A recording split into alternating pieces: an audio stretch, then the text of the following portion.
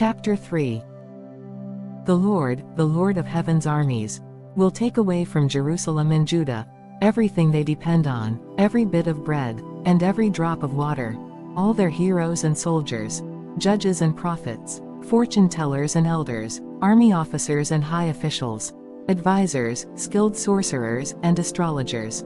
I will make boys their leaders, and toddlers their rulers. People will oppress each other, man against man, neighbor against neighbor. Young people will insult their elders, and vulgar people will sneer at the honorable. In those days a man will say to his brother, "Since you have a coat, you be our leader. Take charge of this heap of ruins." But he will reply, "No, I can't help. I don't have any extra food or clothes. Don't put me in charge." For Jerusalem will stumble, and Judah will fall, because they speak out against the Lord and refuse to obey him. They provoke him to his face. The very look on their faces gives them away. They display their sin like the people of Sodom, and don't even try to hide it. They are doomed. They have brought destruction upon themselves. Tell the godly that all will be well for them. They will enjoy the rich reward they have earned. But the wicked are doomed, for they will get exactly what they deserve. Childish leaders oppress my people, and women rule over them. O my people, your leaders mislead you. They send you down the wrong road. The Lord takes his place in court, and presents his case against his people. The Lord comes forward to pronounce judgment on the elders and rulers of his people. You have ruined Israel, my vineyard. Your houses are filled with things stolen from the poor. How dare you crush my people, grinding the faces of the poor into the dust? Demands the Lord of heaven's armies. The Lord says, "Beautiful Zion is haughty, craning her elegant neck, flirting with her eyes, walking with dainty steps, tinkling her ankle bracelets. So the Lord will send scabs on her head. The Lord will make beautiful Zion bald. On that day of judgment, the Lord will strip away everything that makes her beautiful: ornaments, headbands, crescent necklaces, earrings, bracelets, and veils, scarves, ankle bracelets, sashes, perfumes, and charms, rings, jewels, party clothes, gowns, capes, and purses, mirrors, fine linen garments, head ornaments, and shawls. Instead of smelling of sweet perfume, she will stink. She will wear a rope for a sash, and her elegant hair will fall out. She will wear rough burlap instead of rich robes. Shame will replace her beauty. The men of the city will be killed with the sword, and her warriors will die in battle. The gates of Zion will weep and mourn. The city will be like a ravaged woman, huddled on the ground. Chapter 4. In that day so few men will be left that 7 women will fight for each man, saying, "Let us all marry you. We will provide our own food and clothing. Only let us take your name so we won't be mocked as old maids." But in that day, the branch of the Lord will be beautiful and glorious. The fruit of the land will be the pride and glory of all who survive in Israel. All who remain in Zion will be a holy people. Those who survive the destruction of Jerusalem and are recorded among the living. The Lord will wash the filth from beautiful Zion, and cleanse Jerusalem of its bloodstains, with the hot breath of fiery judgment. Then the Lord will provide shade for Mount Zion, and all who assemble there. He will provide a canopy of cloud during the day, and smoke and flaming fire at night, covering the glorious land. It will be a shelter from daytime heat, and a hiding place from storms and rain. Chapter 5. Now I will sing for the one I love, a song about his vineyard. My beloved had a vineyard on a rich and fertile hill. He plowed the land, cleared its stones, and planted it with the best vines. In the middle he built a watchtower, and carved a winepress in the nearby rocks. Then he waited for a harvest of sweet grapes, but the grapes that grew were bitter.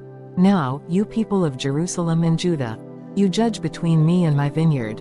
What more could I have done for my vineyard that I have not already done? When I expected sweet grapes, why did my vineyard give me bitter grapes?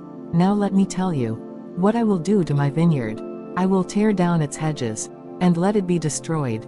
I will break down its walls, and let the animals trample it.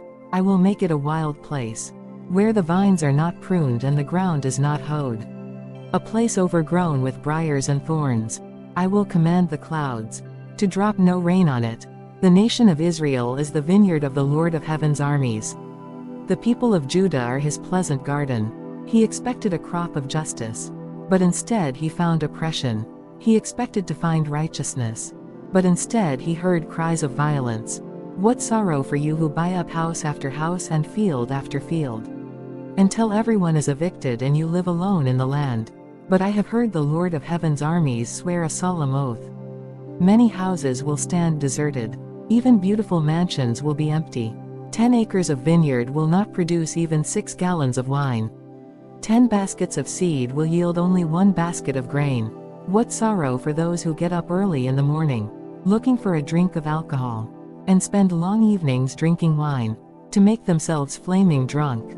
They furnish wine and lovely music at their grand parties, lyre and harp, tambourine and flute. But they never think about the Lord, or notice what he is doing. So my people will go into exile far away, because they do not know me. Those who are great and honored will starve, and the common people will die of thirst. The grave is licking its lips in anticipation, opening its mouth wide, the great and the lowly, and all the drunken mob will be swallowed up. Humanity will be destroyed, and people brought down. Even the arrogant will lower their eyes in humiliation. But the Lord of Heaven's armies will be exalted by his justice. The holiness of God will be displayed by his righteousness. In that day lambs will find good pastures, and fattened sheep and young goats will feed among the ruins. What sorrow for those who drag their sins behind them, with ropes made of lies, who drag wickedness behind them like a cart. They even mock God and say, "Hurry up and do something. We want to see what you can do. Let the Holy One of Israel carry out his plan, for we want to know what it is." What sorrow for those who say, "That evil is good and good is evil. That dark is light and light is dark. That bitter is sweet and sweet is bitter." What sorrow for those who are wise in their own eyes, and think themselves so clever. What sorrow for those who are heroes at drinking wine, and boast about all the alcohol they can hold. They take bribes to let the wicked go free, and they punish the innocent.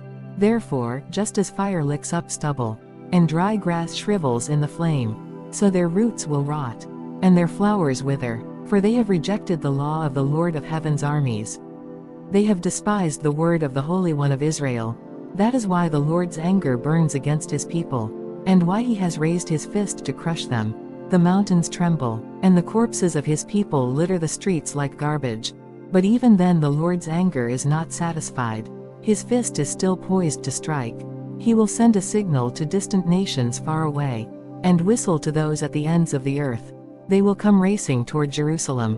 They will not get tired or stumble. They will not stop for rest or sleep. Not a belt will be loose, not a sandal strap broken. Their arrows will be sharp, and their bows ready for battle. Sparks will fly from their horses' hooves, and the wheels of their chariots will spin like a whirlwind. They will roar like lions, like the strongest of lions. Growling, they will pounce on their victims and carry them off. And no one will be there to rescue them.